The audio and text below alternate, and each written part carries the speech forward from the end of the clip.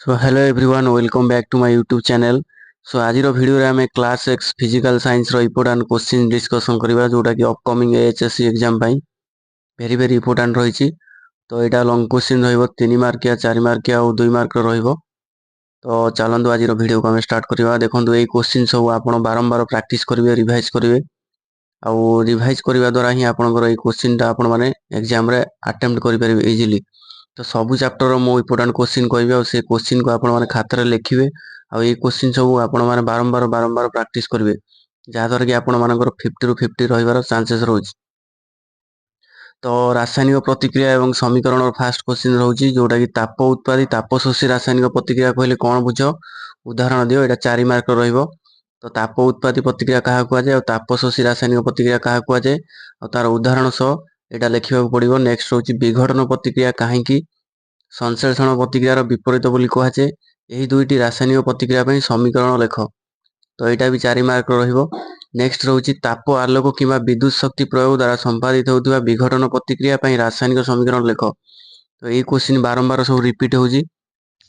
तो एटा आपण माने बारंबार पढिबे जहा द्वारा कि आपण माने 2 मार्किया क्वेश्चन पढिले भी करि परिबे, 1 मार्किया पढिले भी करि परिबे। नेक्स्ट रहउछि 4 नंबर रहउछि विस्थापन प्रतिक्रिया और द्वैत विस्थापन प्रतिक्रिया मध्य पार्थक्य। तो विस्थापन और द्वैत विस्थापन रे पार्थक्य ए दुईटी रासायनिक प्रतिक्रियार समीकरण लिखिबे। तो एटा रहउछि इंपोर्टेंट। नेक्स्ट रहउछि जारण विजारण प्रतिक्रिया 3 मार्क रो क्वेश्चन रहउछि जारण और विजारण कोन उदाहरण सह एटा बुझाई लिखिबे। नेक्स्ट रहउछि अम्ल क्षारक और लवण नेक्स्ट चैप्टर रहउछि। तो एठी रहउछि सोडियम हाइड्रोक्साइड ब्लीचिंग पाउडर खाइबा सोडा धोइबा सोडा रो प्रस्तुति और व्यवहार। तो एटा आपन को लिखिबा को पड़िबो प्रस्तुति और व्यवहार। नेक्स्ट रहउछि प्लास्टर ऑफ पेरिस पीएच कोन दैनंदिन जीवन रे पीएच रो गुरुत्व अम्ल क्षारक मध्य प्रतिक्रिया लघुकरण और प्रशमनीकरण प्रतिक्रिया। तो ये क्वेश्चन सब आपण माने प्रैक्टिस करिवे। नेक्स्ट रहउछि धातु और अधातु चैप्टर। तो धातु अधातु रो कोन कोन रहउछि ना धातु अम्ल और जल सह प्रतिक्रिया। तो धातु रो अम्ल और जल सह प्रतिक्रिया। नेक्स्ट रहउछि आयनिक यौगिक कोन और एहार धर्म। 3 नंबरटा रहउछि डॉट और क्रॉस संरचना जो सब अणु और यौगिक मानकर जो डॉट संरचना क्रॉस संरचना रहिछि। तो एटा सब आपण माने प्रैक्टिस करिवे। नेक्स्ट रहउछि कैल्सिनेशन और रोस्टिंग। तो एटा रहउछि इंपोर्टेंट। नेक्स्ट रहउछि एम्फोटेरिक ऑक्साइड कोन। तो एटा भी इंपोर्टेंट रहउछि। तो नेक्स्ट रही कार्बन और यार यौगिक। तो कार्बन यार यौगिक रहउछि कोन कार्टिनेशन और चतु संयोज्यता रहउछि डॉट क्रॉस इलेक्ट्रॉन संरचना द्वारा मिथेन इथेन एमोनिया और बेंजीन अणुर गठन। तो ये सब अणुर गठन को आमे डॉट और क्रॉस संरचना द्वारा देखिबा। पृक्त और अपृक्त हाइड्रोकार्बन जोग प्रतिस्थापन और एस्टरीकरण प्रतिक्रिया। नेक्स्ट रही संरचनात्मक आइसोमर। तो आइसोमर एटा को भी आपण माने सब प्रैक्टिस करिवे। तो नेक्स्ट रही मौलिक गुड़िकर पर्याय श्रेणीकरण। तो मौलिक गुड़िकर पर्याय श्रेणीकरण रहउछि डुबेरिन ट्रायड समूह न्यूलैंड अष्टक नियम मेंडेलिव पर्याय सारणी सफलता और विफलता एटा बारंबार आछि। आधुनिक पर्याय सारणी और मेंडेलिव पर्याय सारणी मध्य पार्थक्य। एटा पार्थक्य लिखिबा पड़िबो।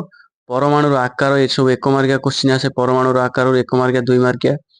6 नंबर रही हाइड्रोजन को कहीं 1 नंबर ग्रुप और 17 नंबर ग्रुप रे कहीं हम रखि परिबा हाइड्रोजन को।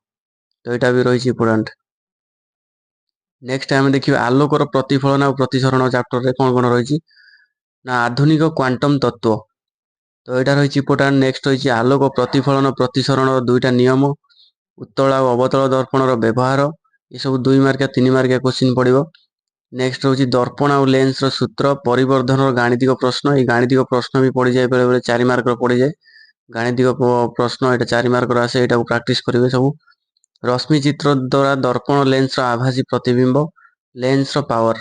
तो ये सब प्रॉब्लम सब आसे मैथमेटिकल प्रॉब्लम आसे एमसीक्यू रे एटा सब बारंबार प्रैक्टिस करिवे।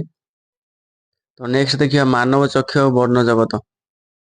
मानव चक्षु आसीबो समायोजन कोण दृष्टि दोष समीप दृष्टि और दूरदृष्टि इंद्रधनु किपरि सृष्टि हुए सहल सूर्योदय और विलंब सूर्यास्त। आ यही चैप्टर रे अछि विज्ञान सम्मत कारण जेमती अछि हमर आकाश रे तारा माने कहीं दबदब करती जमती कि सूर्योदय और सूर्यास्त समय जो आकाश वर्णटा जो किपरि देखा जाए।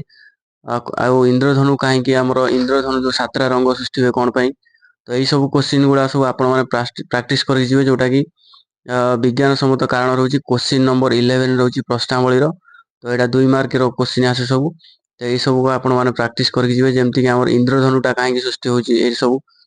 ବିଦ୍ୟୁତ୍ ଚାପ୍ଟର ଯଦି ଆମେ ଦେଖିବା, ବିଦ୍ୟୁତ୍ ଚାପ୍ଟରରେ କ'ଣ ରହିଛି ନା ବିଦ୍ୟୁତ୍ ବିଭବାନ୍ତର, ଓମ୍ଙ୍କ ନିୟମ, ବିଦ୍ୟୁତ୍ ସ୍ରୋତର ତାପନ କ୍ଷମତା, ପଙ୍କ୍ତି ଆଉ ସମାନ୍ତରାଳ ସଂଯୋଗ ରହୁଛି, ବିଦ୍ୟୁତ୍ ପାୱାର ରହୁଛି, ଆଉ ଗାଣିତିକ ପ୍ରଶ୍ନ ରହୁଛି। ତ ଗାଣିତିକ ପ୍ରଶ୍ନ ଯେତେ ସବୁ ଅଛି ସେସବୁକୁ ଆପଣମାନେ ପ୍ରାକ୍ଟିସ୍ କରିକି ଯିବେ। ଓମ୍ଙ୍କ ନିୟମ, ବିଦ୍ୟୁତ୍ ସ୍ରୋତର ତାପନ କ୍ଷମତା, ଏଠି ବି ଗାଣିତିକ ସୂତ୍ର ରହୁଛି। ତ ଏଇ ଚାପ୍ଟରରୁ ଗାଣିତିକ ସୂତ୍ର ହିଁ ବେଶୀ ପଡ଼େ। ତ ଏଇଟା ସବୁ ଆପଣମାନେ ମନେ ରଖିବାକୁ ଯିବେ। ତ ଏଇଟା ଲାଷ୍ଟ ଚାପ୍ଟର ରହୁଛି। ଲାଷ୍ଟ ଚାପ୍ଟର ରହୁଛି ମୋଟର ଓ ଜେନେରେଟରର ଗଠନ ଆଉ କାର୍ଯ୍ୟ। ତ ଏଇଟା ପଡ଼ିବେ ଫ୍ଲେମିଙ୍ଗଙ୍କର ବାମ ଆଉ ଦକ୍ଷିଣାଂଶ ନିୟମ, ସଳଖ ବୃତ୍ତାକାର ପରିବାହୀରେ ବିଦ୍ୟୁତ୍ ସ୍ରୋତ ଜନିତ ଚୁମ୍ବକୀୟ କ୍ଷେତ୍ର ଆଉ ବିଦ୍ୟୁତ୍ ଚୁମ୍ବକୀୟ ପ୍ରେରଣ। ତ ଏଇଟା ସବୁ ଇମ୍ପୋର୍ଟାଣ୍ଟ ରହୁଛି। ତ ଏଇଟାକୁ ସବୁ ଆପଣମାନେ ପ୍ରାକ୍ଟିସ୍ କରିବେ। ଯେଉଁଟା ମୁଁ କହିଲି, ଯେଉଁ ଚାପ୍ଟର ସବୁ କହିଲି, ସେଇ ଚାପ୍ଟରକୁ ଆପଣମାନେ ପ୍ରତି ସପ୍ତାହରେ 2ରୁ 3ଟା ଚାପ୍ଟରକୁ ପ୍ରାକ୍ଟିସ୍ କରିବା ପାଇଁ ଚେଷ୍ଟା କରନ୍ତୁ। ଗୋଟେ ଚାପ୍ଟର ଟାଇମ୍ ଟେବୁଲ୍ ହିସାବରେ ଆପଣମାନେ ଟାଇମ୍ ଟେବୁଲ୍ ଯେଉଁ ହିସାବରେ କରିଥିବେ, ତ ସେଇ ହିସାବରେ ଏଇଟାକୁ ସବୁ ପ୍ରାକ୍ଟିସ୍ କରନ୍ତୁ। ଯଦି ଆପଣ ଲଙ୍ଗ୍ କୋଶ୍ଚିନ୍ ପ୍ରାକ୍ଟିସ୍ କରିବେ, ଦେନ୍ ସର୍ଟ କୋଶ୍ଚିନ୍ ସବୁ ଇଜିଲି ଆସିଯିବ। ତ ଲଙ୍ଗ୍ କୋଶ୍ଚିନ୍ ଯେଉଁ ରହୁଛି 4 ମାର୍କ, 3 ମାର୍କ ଆଉ 2 ମାର୍କ, ଏସବୁକୁ ବାରମ୍ବାର ପ୍ରାକ୍ଟିସ୍ କରିବାକୁ ଚେଷ୍ଟା କରନ୍ତୁ। ତ ଲଙ୍ଗ୍ କୋଶ୍ଚିନ୍ ପଢ଼ିଲେ ହିଁ ସର୍ଟ କୋଶ୍ଚିନ୍ ଆସିଯିବ। ଯଦି ସର୍ଟ କୋଶ୍ଚିନ୍ ପଢ଼ିବେ, ଲଙ୍ଗ୍ କୋଶ୍ଚିନ୍ ଲେଖିପାରିବେନି। ତ ଏଇଟା ଇମ୍ପୋର୍ଟାଣ୍ଟ ହେଉଛି ଲଙ୍ଗ୍ କୋଶ୍ଚିନ୍। ତ ଯେଉଁମାନେ କି 4 ମାର୍କ, 3 ମାର୍କ ଆଉ 2 ମାର୍କ କରିଦେଉଛନ୍ତି, ଦେନ୍ ଆପଣଙ୍କର 50ରୁ 50 ରହିଯିବାର ଚାନ୍ସେସ୍ ରହୁଛି। 50ରୁ 50 ସ୍କୋର ରହିବାର ଚାନ୍ସେସ୍ ରହୁଛି। ତ ଯଦି ଆପଣଙ୍କୁ ଭିଡ଼ିଓଟି ଭଲ ଲାଗିଛି, ତାହେଲେ ଆପଣମାନେ କମେଣ୍ଟ କରିବେ। ତାହେଲେ ଆଉ ଯଦି ଯେଉଁ ଅଲଗା ସବଜେକ୍ଟର ଚାହୁଁଛନ୍ତି ଆପଣମାନେ ଇମ୍ପୋର୍ଟାଣ୍ଟ କୋଶ୍ଚିନ୍, ଦେନ୍ କମେଣ୍ଟ କରନ୍ତୁ। ଆଉ ଅଲଗା ସବଜେକ୍ଟର ମୁଁ ଆଣିବା ପାଇଁ ଚେଷ୍ଟା କରିବି। ସୋ ଏହା ଥିଲା ଆଜିର video regarding the upcoming HSC exam important question physical science. So thank you for watching this video.